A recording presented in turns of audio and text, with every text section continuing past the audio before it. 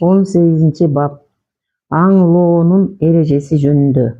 О уулум, жаш кезде ат минип алып аңга чыккан, чабган ойногон сырдана бектердин эрмеги экенин билип ал. Бирок ар бир иштин тийиштүү тартиби, ага жараша эрежеси жана чен өлчөмү болот. Күн сайын эле аң уулаган жарабайт. Бир жумадагы 7 күндүн 2 күнүн аң уулаганга арна, 3 күндү шарап ичип көңүл ачканга жана 2 күндү чарбалык иштерге бөлүп кой. Атка мингенде бою жапысын тандаба. Себеби көрөсөн адам болсо да пастек ат мингенде жапыс бойлуу ечара көрүнөт. Какене бойлуу адам заңкайган аттын үстүндө зоңкоюп алып көрүнөт. Сапарга чыкканда бир мүнөз жоргону мин. Ат жоош болсо киши этияттыкты унутат.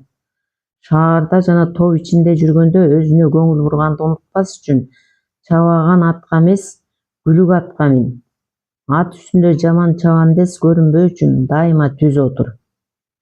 Аң уулоого чыкканда атыңды жөнү жок чапкылай бербе. Атка жаа бербей чапкылай берген гуламдар менен боз балдардын жосуну. Атыңды жапайы айбандардын артынан чапкылап демиктирбе. Себеби жырткыч айбанаттарга аңчылык кылуу пайдасыз иш жана өмүрүңө коркунучтан башка эч нерсе алып келбейт. Биздин уруудан жырткыч жаныбарларга аңчылык кылып жүрүп 2 улуу падыша курман болгон. Бири атамдын чоң атасы Бушмагир ибн Заир, экинчиси тайкемдин уулу эмир Шараф ал-Маали. Ошон үчүн жандыктарды өзүңдөн жаш курактагыларга айдактатып, өзүң улуу падышанын алдында гана айдактаганга чык. Бул атак даңкка жетүүң жана өзүңдү падышага көрсөтүүң үчүн керек. Аңчылык өмүргө кооптуу болбосу жана олжо пайдалуу болуусу үчүн куш, ылагычын, карчыга, барс жана ит менен аңчылык кыл. Жырткыч айбандардын эти азыкка, териси тоңго жарабайт. Куш менен ууга чыкканда Хорасандын падышалары кушту колдон чыгарбайт. Ирактын салты боюнча падышалар кушту өз колу менен салышат. Сен падыша болбосоң каалагандай аң уула. Эгер падыша болуп калсаң, кушту өз колуң менен салганың ылайык болот. Бирок бир кушту 2 жолу салба. Бул падышага татыктуу салт эмес.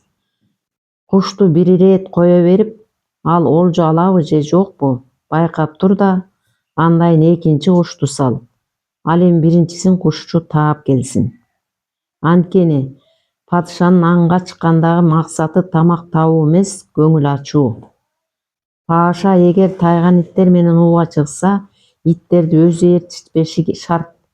Итти падышанын көз алдында кулдар агытып, өзү аларды тек карап турганы оңдуу. Олжо артынан ат менен кууба жана барс менен аңчылык кылганда эч качан артыңа мингизип алба. Себеби падышага барсты карап жүрүү жарашпайт. Анын үстүнө падышага жана ажоолорго барсты учкаштырып алуу акылсыздык болот. Аң улоонун мен сага айтайын деген эрежелери ушундай.